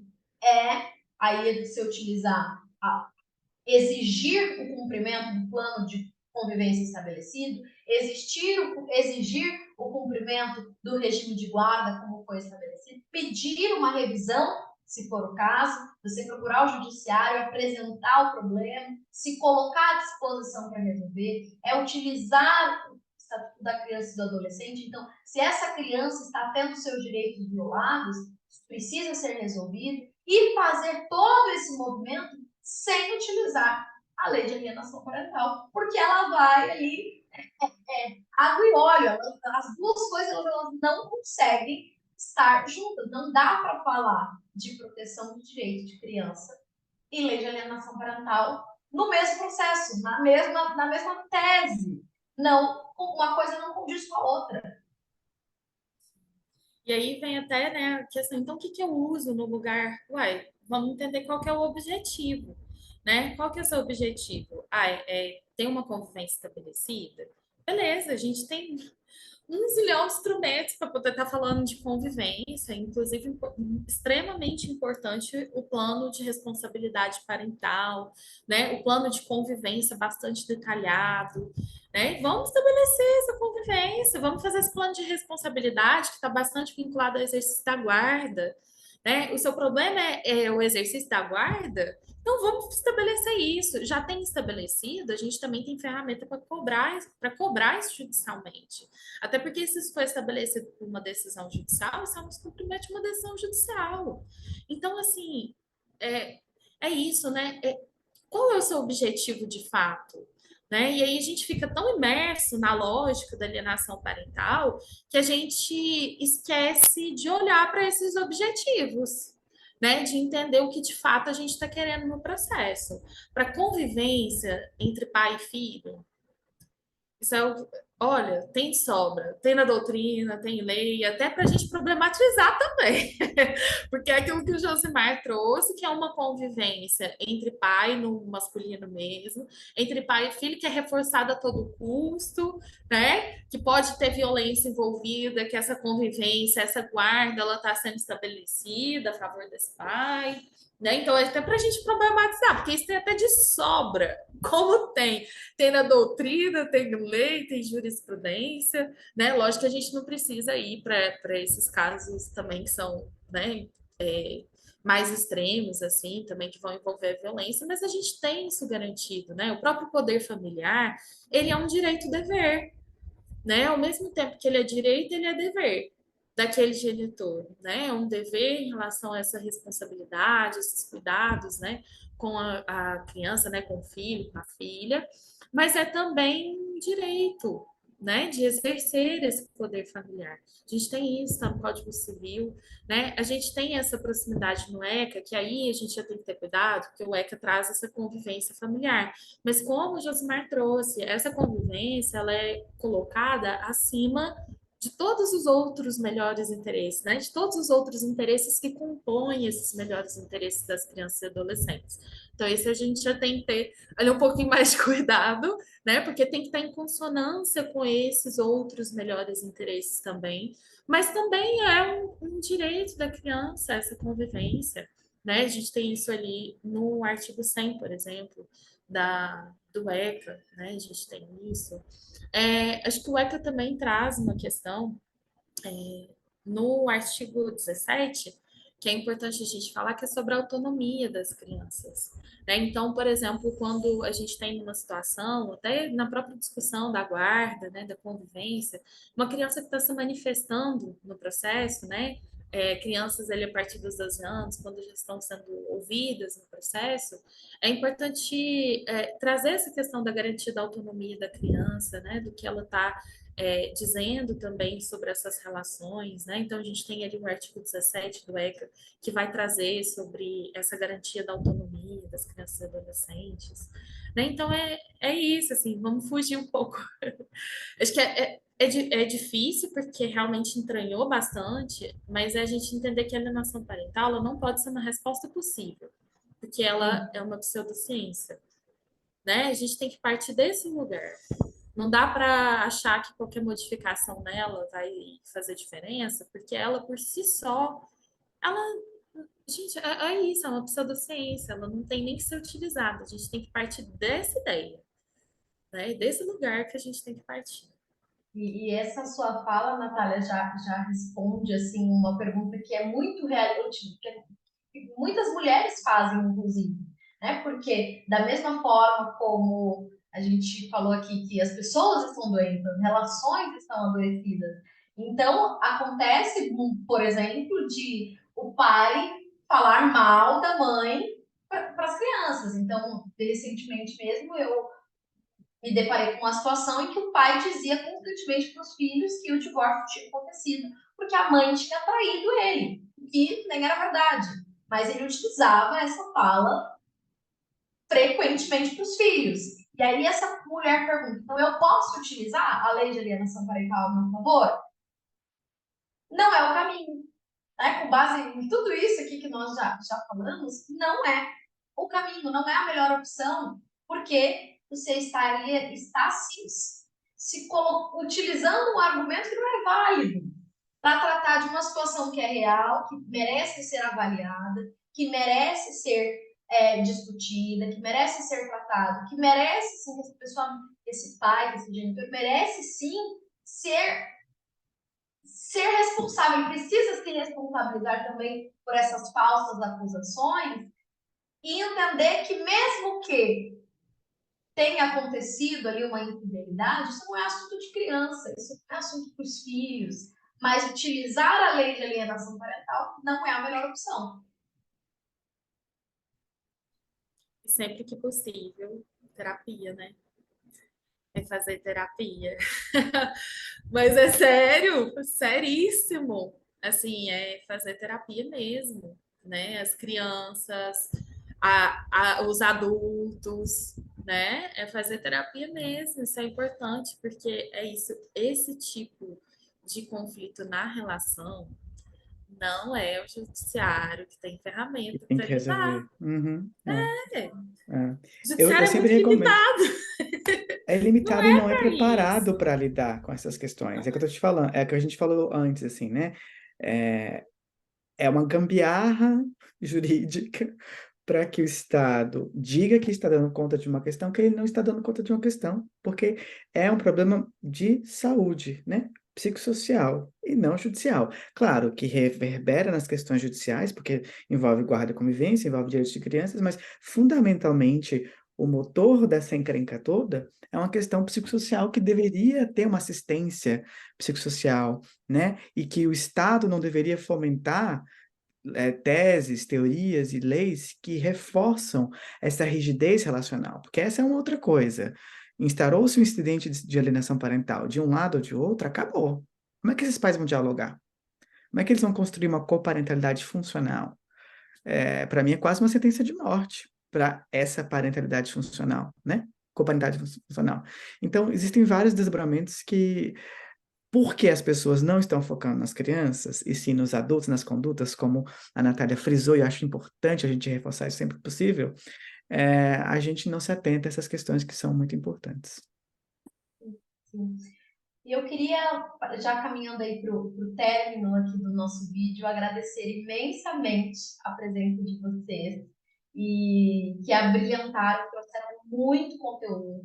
Eu tenho certeza que para quem está nos assistindo agora, muita coisa foi esclarecida. Me coloco à disposição para esclarecer dúvidas aí nos comentários também. A doutora Natália, o doutor Josimar também tem ali as suas redes sociais, onde vai aparecer aqui na tela. Vocês podem acompanhar também o trabalho deles. Eles prestam, assim, disponibilizam todo esse conhecimento para que mais mulheres, mais famílias entendam que é possível resolver conflitos sem utilizar a lei de alienação parental e que estamos aqui fazendo a nossa parte para que seja disseminado esse conhecimento, que essa lei venha sim a ser revogada, que apesar de já estar impregnada no imaginário brasileiro e mundial, nós podemos sim diariamente plantar essa semente de que a lei de alienação parental não é a melhor opção, de que a alienação parental não é ciência, de que a alienação parental não tem comprovação, não tem base, não tem fundamento, não tem A, não tem B, não tem começo, não tem fim, não devia nem ser utilizado, não devia existir. E agradeço, assim, imensamente, realmente, a presença de vocês, a bondade, a gentileza de compartilharem tanto conhecimento com a gente. Eu aprendi muito, acredito que quem está em casa também. E se você gostou desse vídeo, mais uma vez, peço para que você curta para que o YouTube entregue esse conteúdo para outras mulheres que também precisam. Compartilhe com as suas amigas, se inscreva no canal, acompanhe o nosso trabalho, né, de nós três aí também nas redes sociais. E agradecemos mais uma vez a companhia de todos durante esse longo período aqui em que nós trouxemos esses assuntos. E se vocês tiverem ainda alguma palavra final para trazer, esse é o momento.